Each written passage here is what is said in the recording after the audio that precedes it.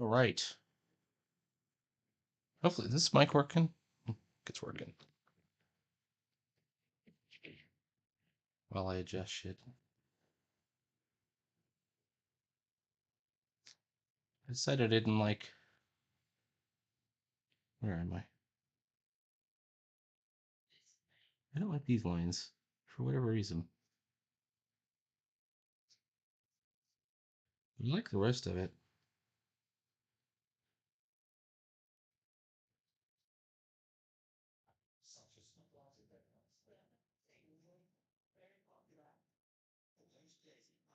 Every once in a while, you make a loose line, and it's just too loose. It didn't do what you wanted it to do.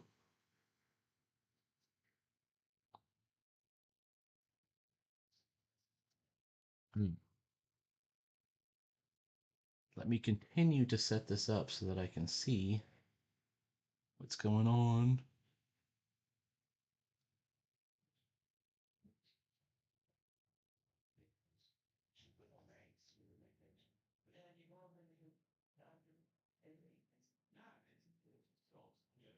Is there a way to just go live?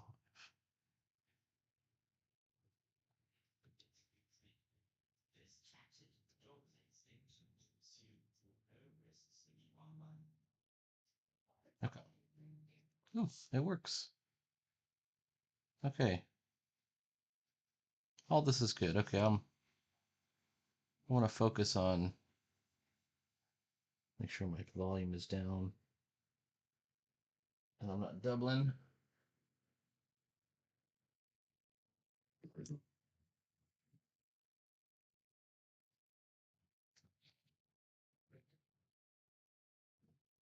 There we go. Oh, look at that.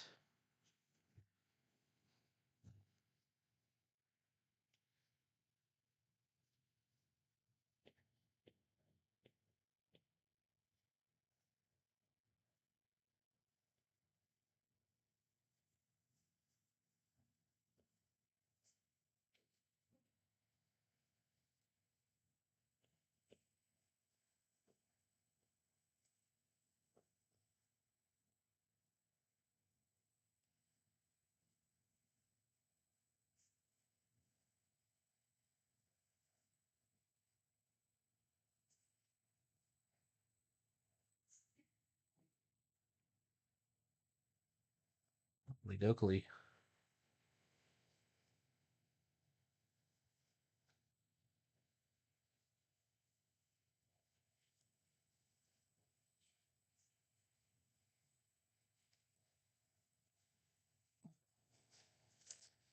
So I don't know if you can actually see this. Yeah, I'm looking at my monitor here. Dokely.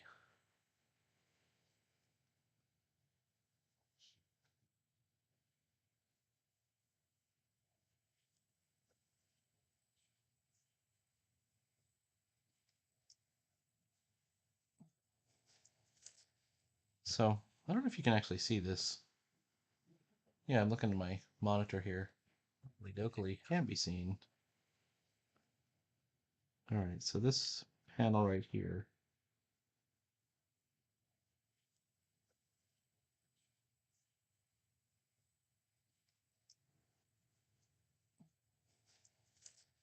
So I don't know if you can actually see this. Yeah, I'm looking at my monitor here. Dokely can be seen. All right, so this panel right here.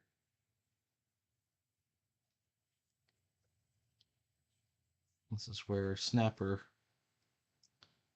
gives Celeste the order to go find I don't know if you can Fang. actually see this. Yeah, I'm looking at my monitor here. Dokely can be seen. All right, so this panel right here.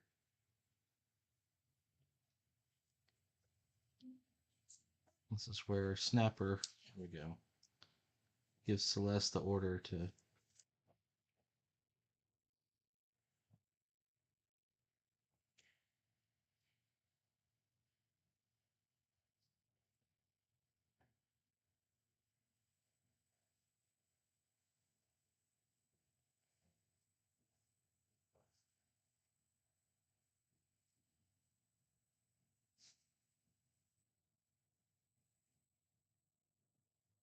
It's a panel without Blaze in there.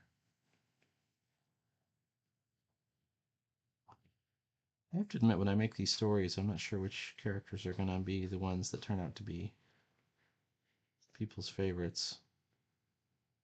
They're all my favorites. I kind of like everybody. I try to give them distinct personalities. Like, you should have the sense that Snapper is older, more experienced, and in charge. He's our Leonardo, if you will. Oops.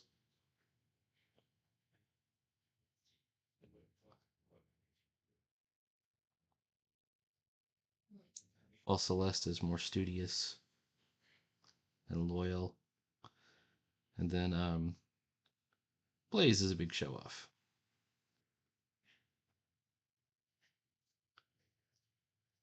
I spend a lot of time on TV tropes to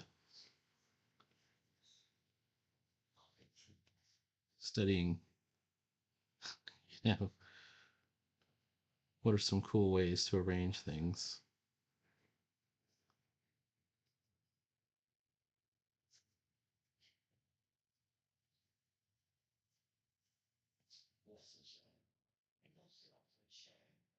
There we go.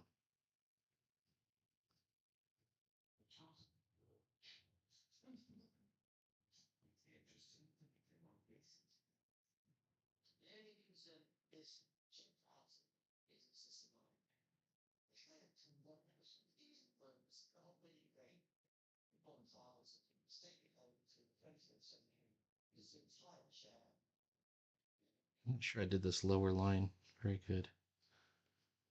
It's supposed to be a shadow under his chin.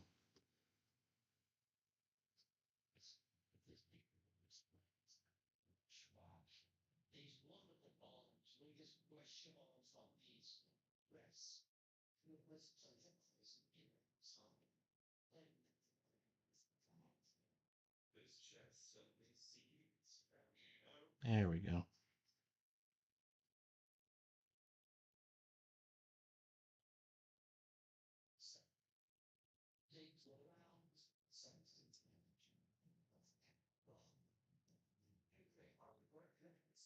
And the more, um,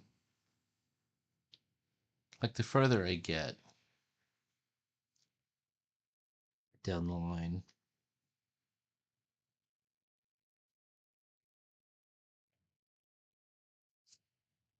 the more I tend to sort of add things. I really do enjoy the inking more than anything. I enjoy drawing too, but the drawing is really, it's, I don't know how to explain it. It's like, if this were done traditional, we could kind of break it up into two jobs, the drawing and then the inking. With digital, you don't have to follow that at all. Um, really, you don't have to follow it all even if you're a traditional artist, if you do your own inking, and you could ink over very rough pencils if you know what you're kind of going for. And in this case, I do. I'm not saying I always do, but in this case, I do.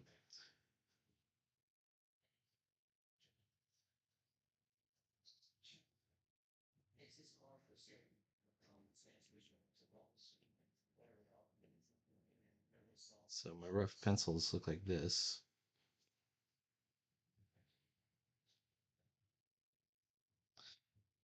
And they're somewhat refined.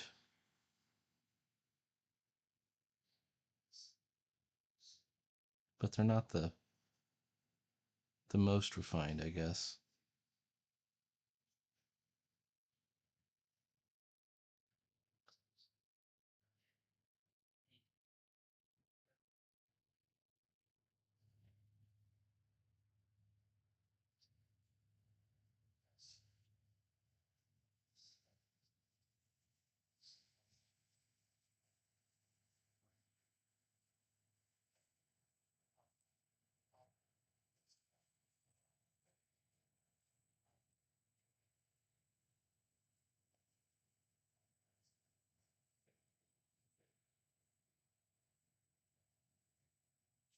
I realize it probably doesn't matter to most people who like there's nobody watching right now. Nobody really cares.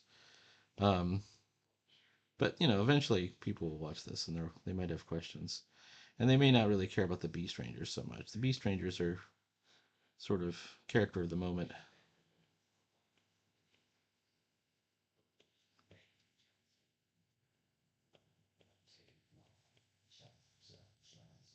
I could literally,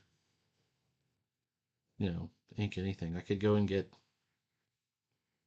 some penciled pages off of comic. What's it called? Comic Artist. What's the website? It's like the auction website. I used to, when I was taking the inking class, and even for a while afterwards, I would go there and I would just get roughs and I would, print them out in blue lines just to ink them, to build your skills. I think Dit Kerbo does that right now, and it's a great way to get your skills up. And I feel like I want to keep my momentum up with like finished pages, so that's why I'm doing it this way.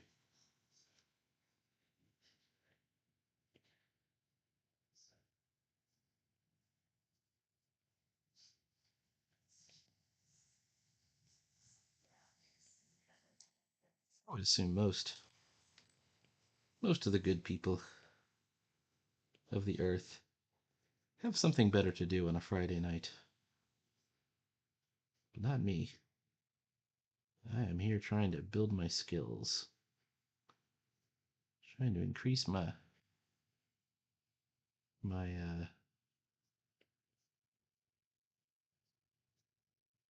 capabilities here.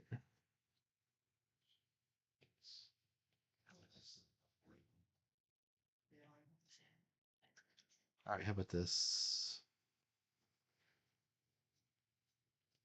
It's looking good, except for some weird spots right here. A lot of inking. It's not just outlining. A lot of it is figuring out what the textures are, where they're supposed to be, and then the all-important job of feathering and shading. And let's do some feathering.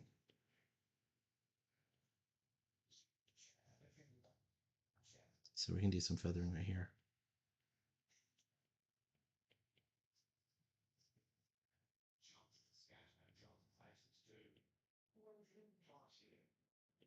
Let's see.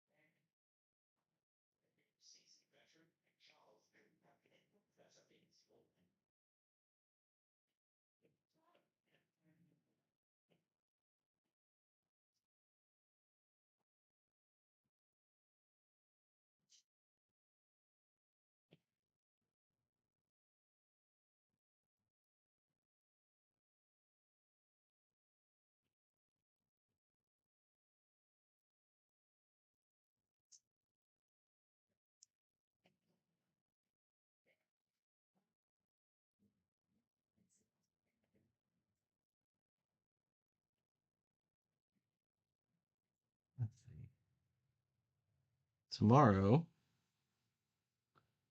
we're going to keep on rolling with this.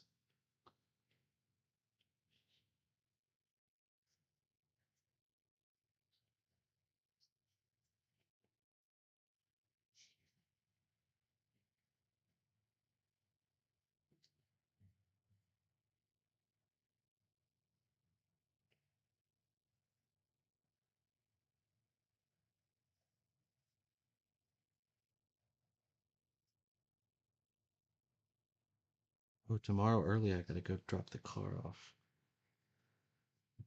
My son's car is getting sold, so I can send him the money in Texas. I have his car here.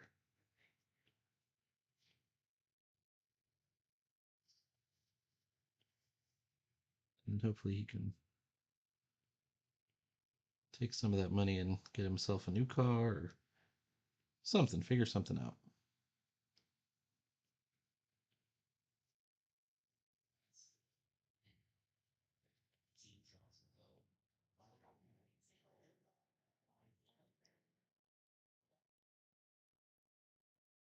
All right. Celeste is also in this image. Oops.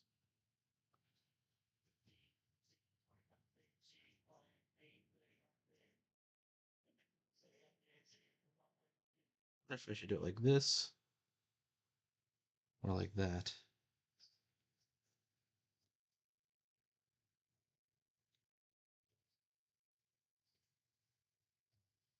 I think it is up here.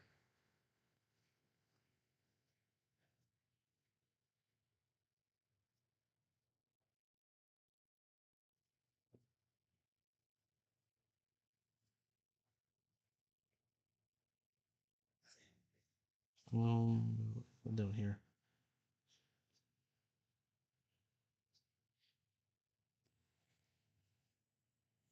Oh, blah. Okay.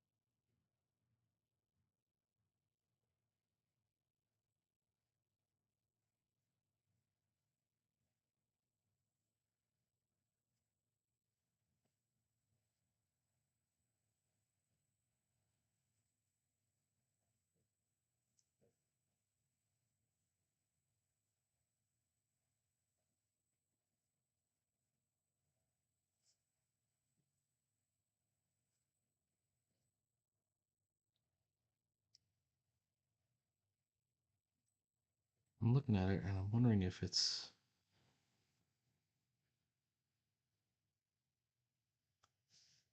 No, she's about the right size.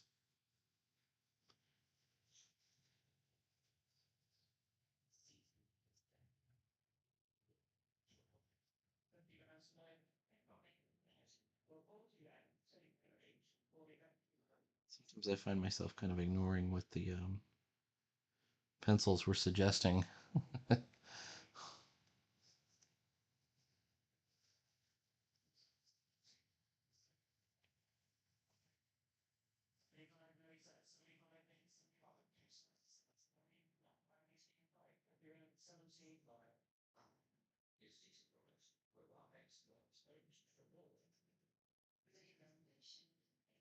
All right.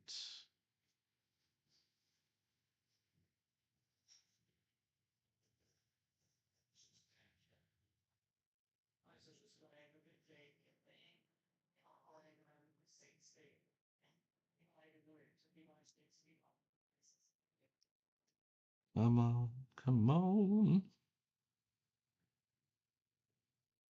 I swear I've done more archery images with this comic than ever before.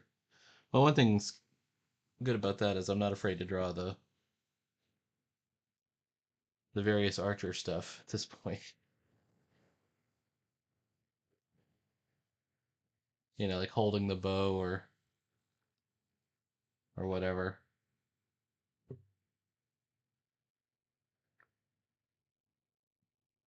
Whatever that looks like. All right.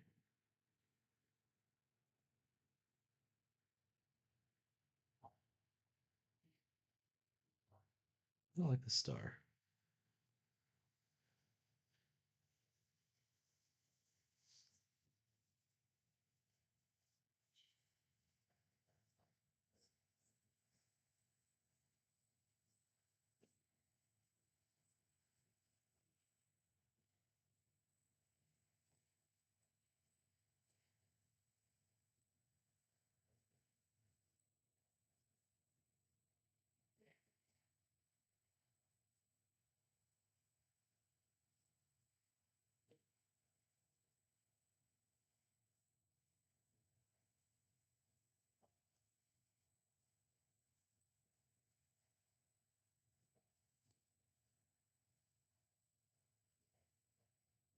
Drawing a feminine hand, you have to be very careful to make the fingers graceful. I think everyone's hands are graceful, but it's just one of those comic book shorthand things. If you're if you're gonna draw a male hand, you can make it look blocky, but in square fingers. Um, but for a female character, I always think it's important to get the fingers nice and graceful.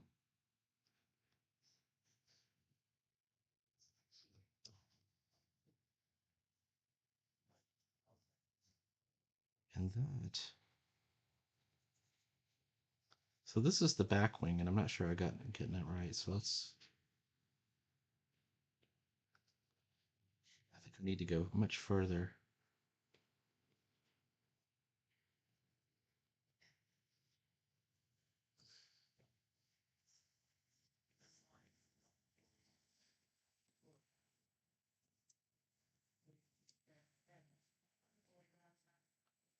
Let's clean up all this confusion.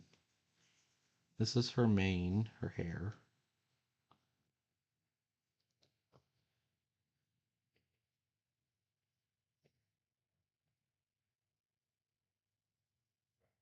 She's a Pegasus, so she's blonde, of course, right? She's got white hair, blonde.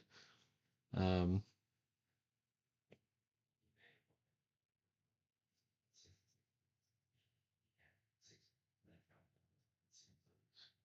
you have to do the hair in clumps. I'm just now learning how to figure out how to do hair, and it's not easy. I'm still at the stage where I make these sort of embarrassing curly cues at the end of my lines, where you end up with like a stray part of a line. Doesn't always come out gracefully.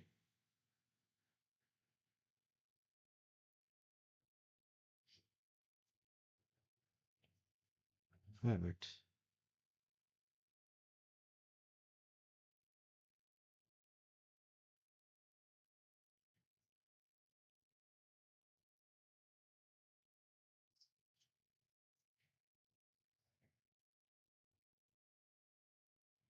Yep.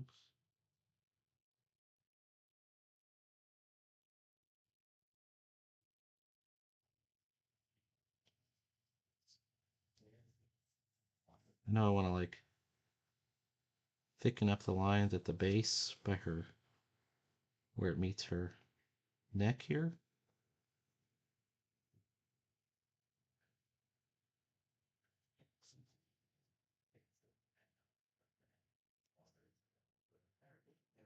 At the same time, I don't want to overdo it with the textures.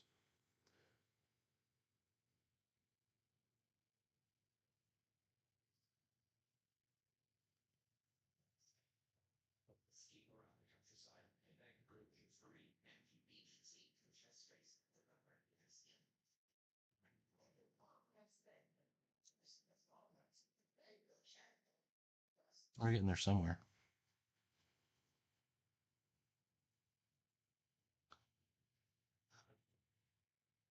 The audio stream's current bitrate is slower or lower than the recommended bitrate.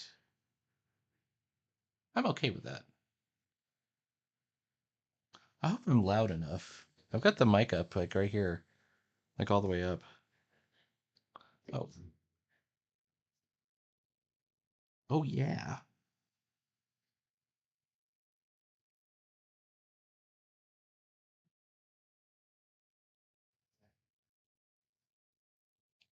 All right, now we've got the horse like short hair, right? And then we've got her outfit, which is armor. Although her armor is like very flexible, right? Because she's got the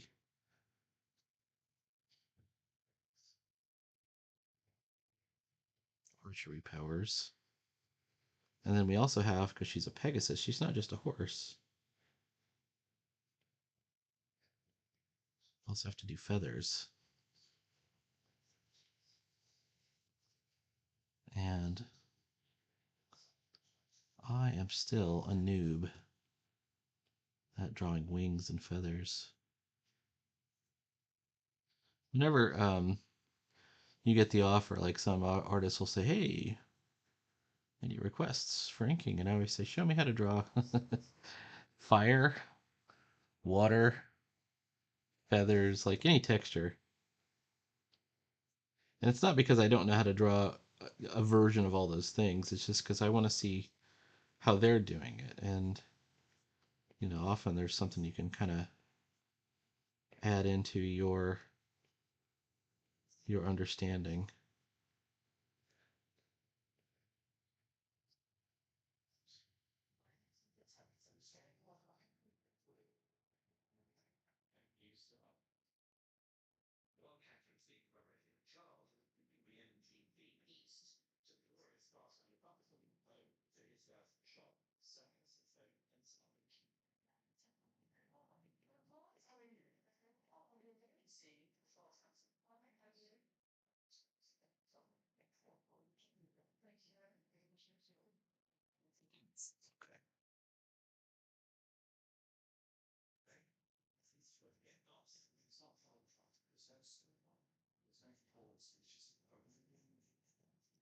Current understanding of feathers, and this may not be a year from now or 2 years from now, or however long,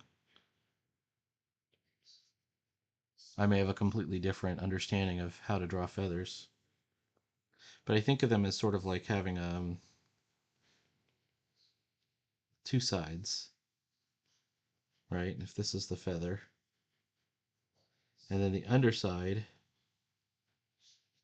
you hatch, and the other side you leave light, because that's to show the effects that there's three-dimensionality in the feather. And then even when you're adding it to the wing, you're still only shading one side of the feather. And hopefully it's the same side each time, although when you're drawing a huge pattern like this, you can lose track of which side is the underside. Go, oh, I got the top side of that feather. I didn't mean to do that. And then you start to run into problems like, what do I do with this thick outline? This is a thick outline. I probably shouldn't have done that.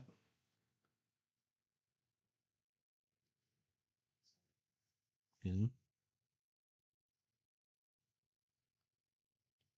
there's the feathers are laid out in sort of courses or rows. And there's quite a lot of like different layers of shading that can go into this structure. And you can't go too dark because it's not a deep pocket, you know?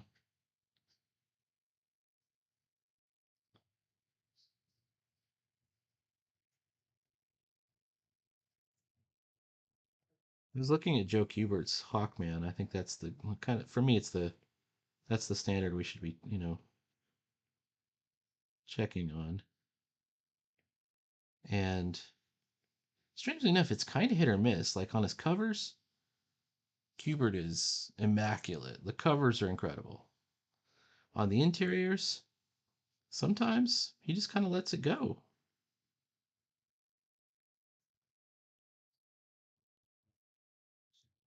I even found, and this is in the 70s, so um, if you look at the Kubert Tarzans, not the Tarzan family, but the actual when they let Kubert actually draw and not just edit Tarzan. There's a whole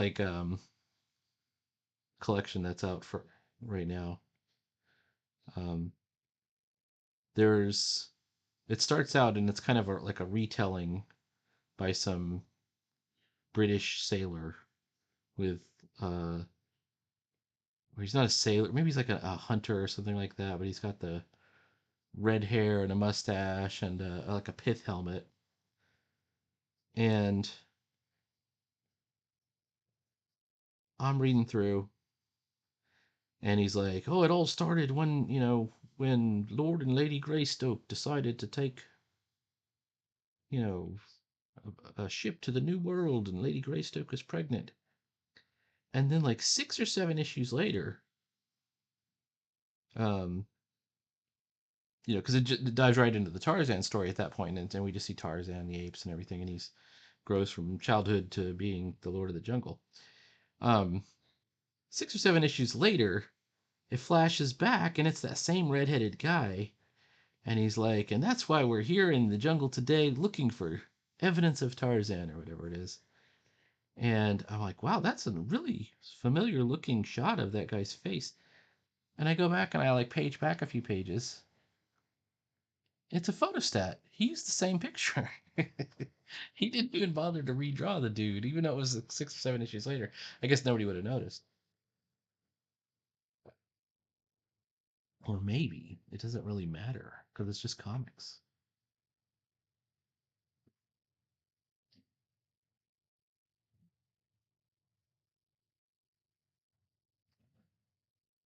All right. She's looking good. Let's get that the bow drawn. See, look, I put a little extra. This is called bad control.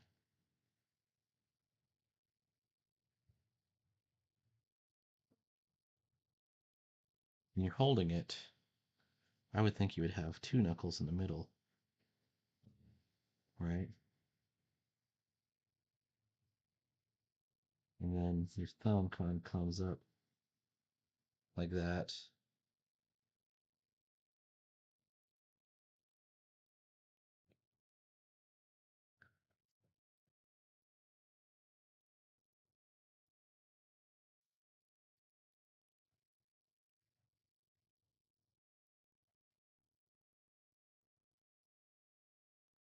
Ooh, she's got the bow here, but it's the bow deforms when she's pulling it back. And at this point, she's let the arrow go. So the bow deforms back to like being more straightened, like it's pulled back here. Okay.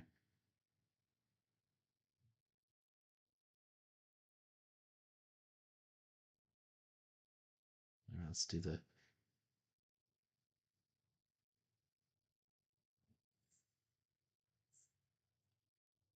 And then we have a sound effect. I'm going to put the sound effect on its own layer, just in case I get it wrong.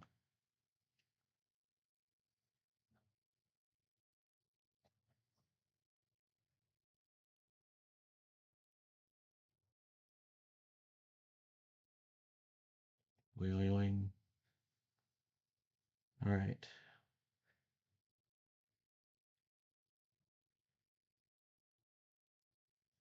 Now, I've set myself up for failure by putting it right over the bowstring. Why did I do that? Can it go anywhere else? Can I go here, there? How about right here? Wang. If I put it right there.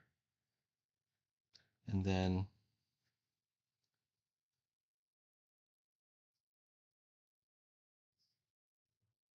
we can kind of halo it a little bit.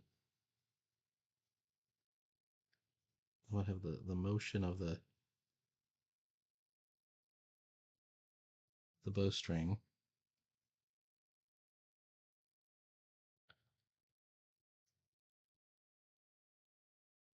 That's looking good, man. All right, hang on.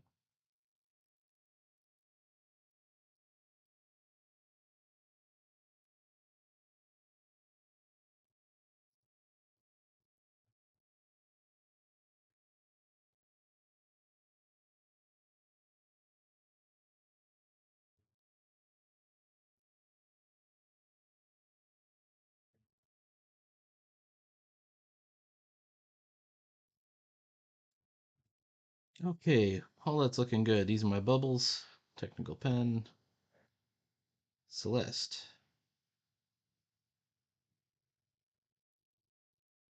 We're gonna need Fang back here.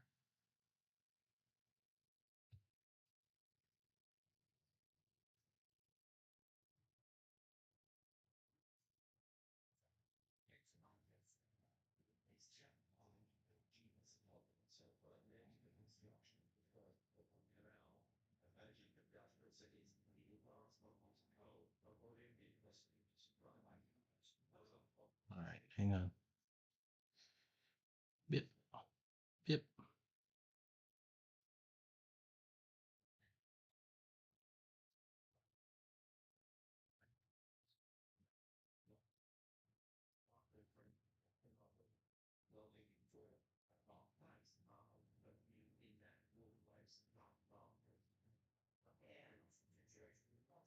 Then I can't leave you.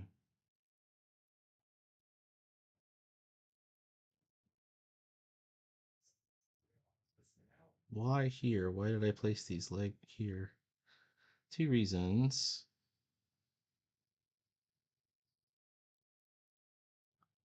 I needed him to talk first, even though he's further down. And then I needed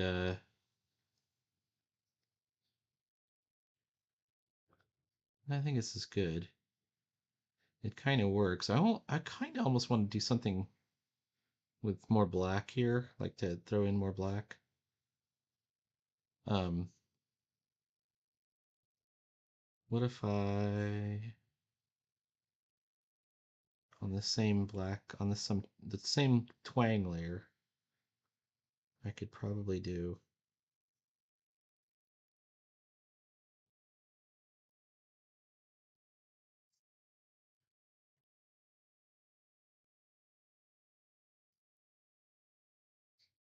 it almost works.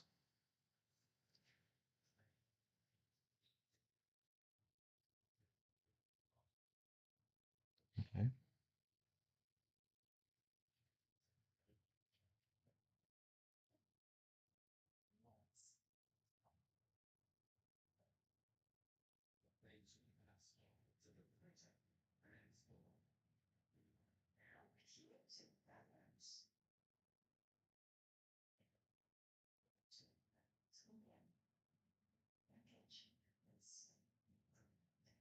So I'm drawing it past her. I'm going to erase that in a second. I just need to be able to see.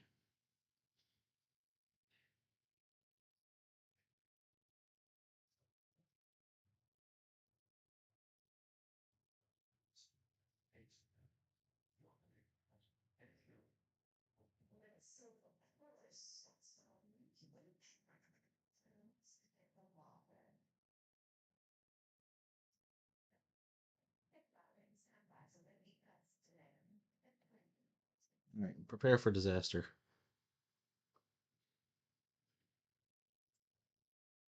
No, it worked.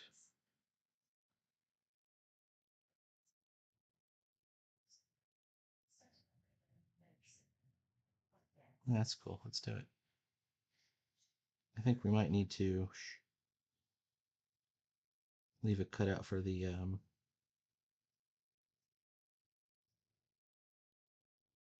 top of the bow.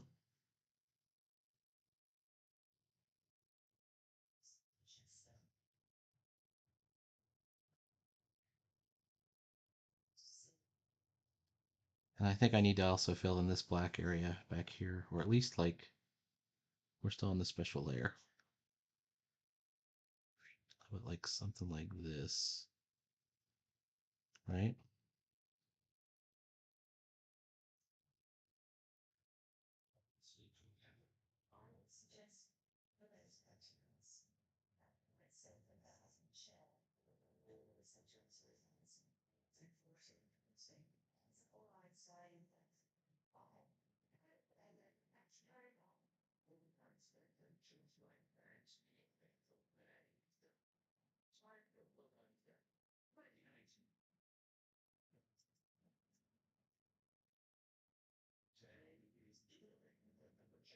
I just want we could do some various things with this kind of circle of light, the spotlight.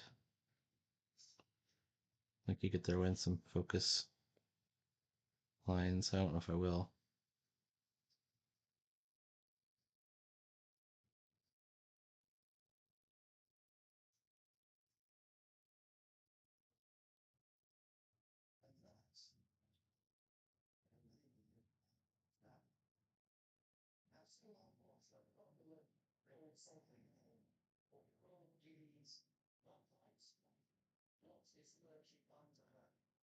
A lot of what inking is to me is figuring out those opportunities where you're looking for a percentage of black ink on a page.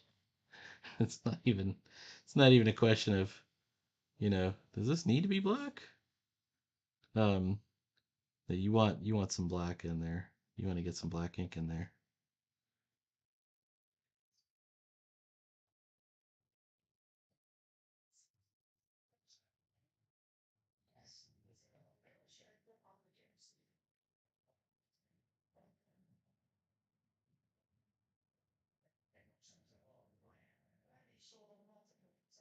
What I don't like about this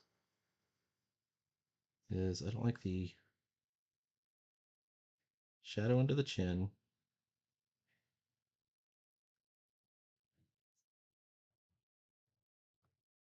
That's a little bit better.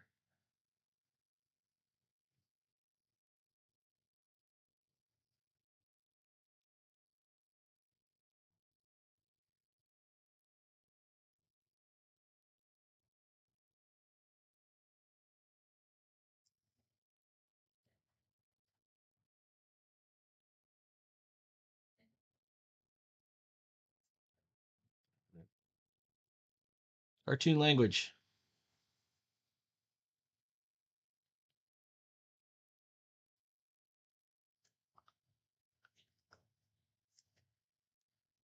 All right. She says, I can't leave you. Now, look at this. We got this little squashy, little tiny, itty bitty panel at the bottom, but it's got like it's literally got 1, 2, 3, 4, 5 figures in it.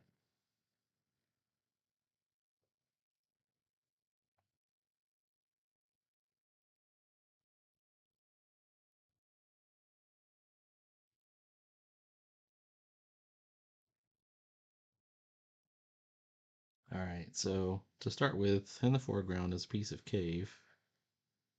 Am I an inking layer? I am.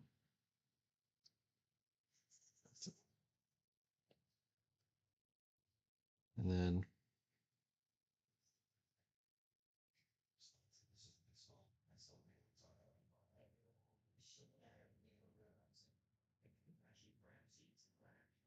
we have one of the leather wings here.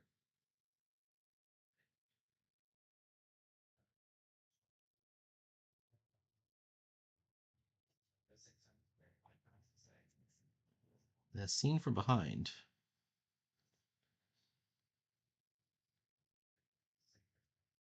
Maybe he has his thumb up.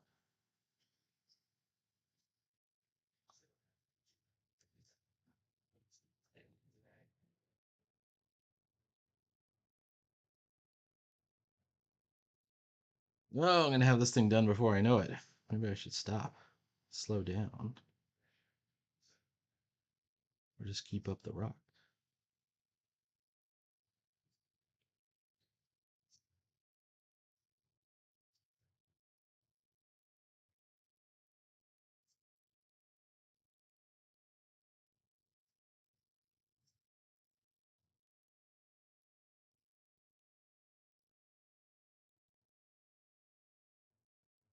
Speaking of your black ink, one of the reasons we can't do just throw them in a cave and just black out the cave is I wanted to have the leather wings have these sort of black outfits with their stripes. This is the same thing I would do, by the way, if I was doing X-Men today. I would put them back in their the Bumblebee suits, the black and yellow suits. The ones that look really nerdy. But they were a cool uniform and they worked.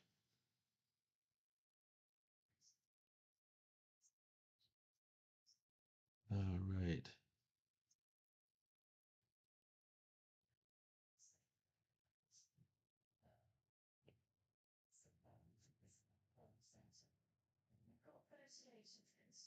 This guy's surging forward.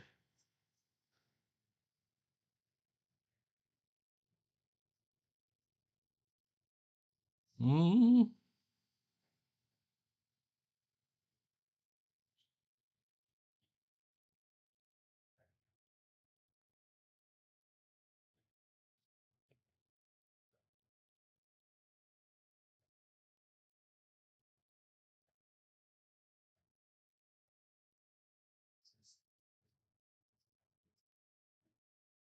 All right.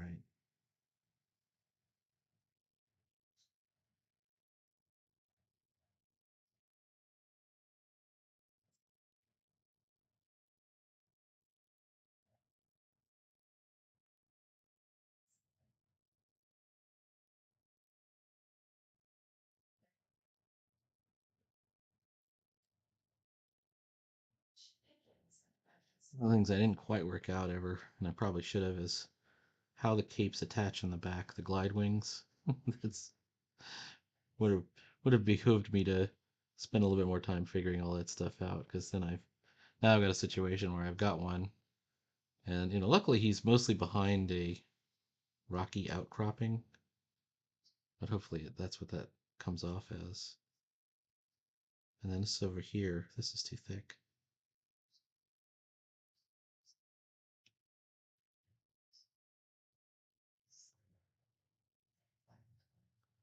So where the proof is in the pudding, I attach it at the elbow. I do remember that. Where the proof is in the pudding is when you pull off the pencil layer and you go, okay, if we were just drawing this, how would we do it?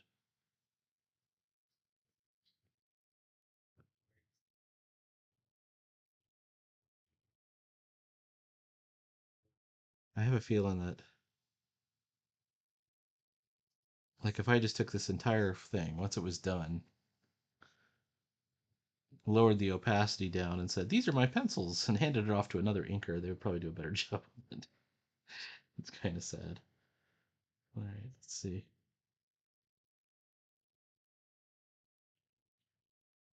You can't see his thigh coming up forward because the wing is in the way.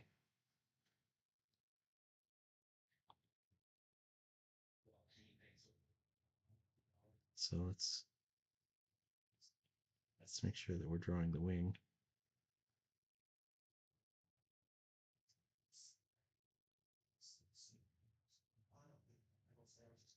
Thought of too. I think it was Ditko Kirby. Did Kirby? Maybe. He said, I see you did some Dick spraying bats in the background. I was trying to draw oh, it's the big battle scene. The one that's on page 11. You see these bats here, here and here. He goes, those are like Dick spraying bats that you would have, and Batman would be seen. And of course he's right. I couldn't remember where I got them from. All I knew is I had done this big blackout in the corner, this area up here, and I thought, okay, well, I need some more black ink, and it's not enough. All right, I've got the eyes, I've got the little area right here, for Vex, and I thought, I'll throw some bats in there.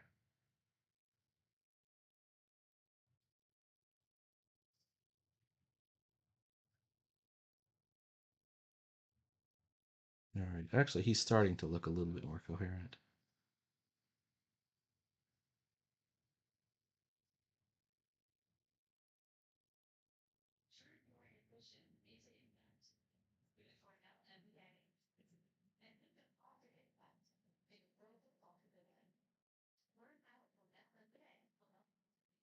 All right. What's missing is he's got a staff. This is his stun pole.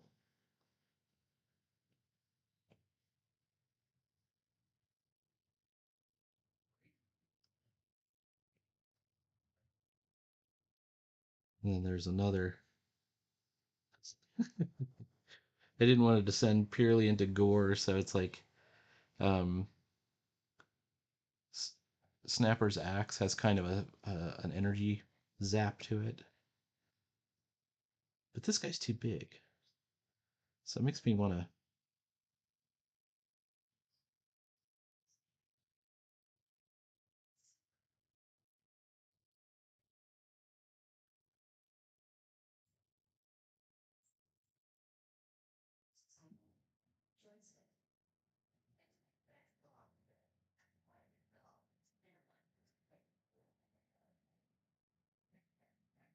Let's do his hand pulled in.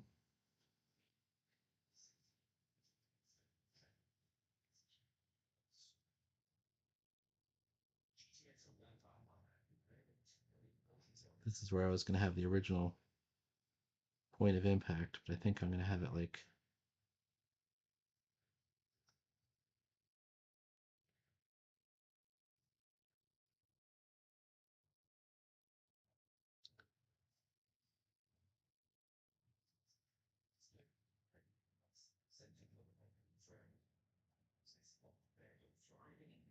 there we go. All right, you got to see some drawing as well.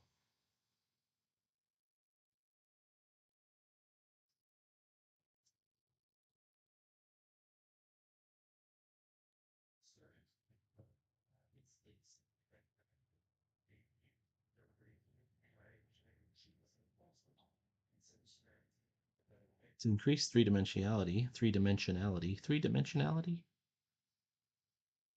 Let's have these guys be smaller.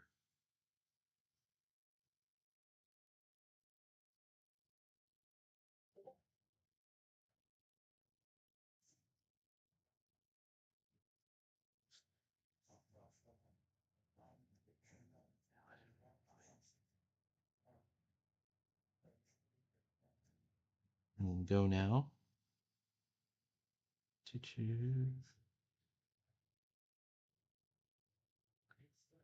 I think that'll work right there. All right, I can throw some more. Here's what we're going to do. I'm going to throw in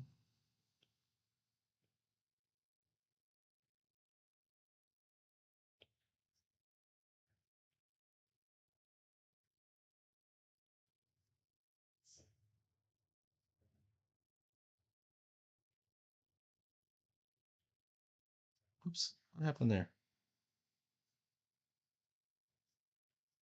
There we go. So it looks like there's more coming this way. And then you see her reaction.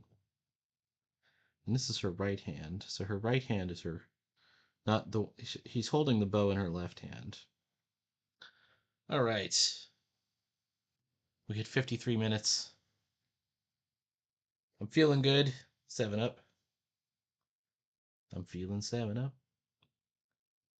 So I'm going to take a rest from this. Please remember to like, follow, subscribe, leave a comment. Don't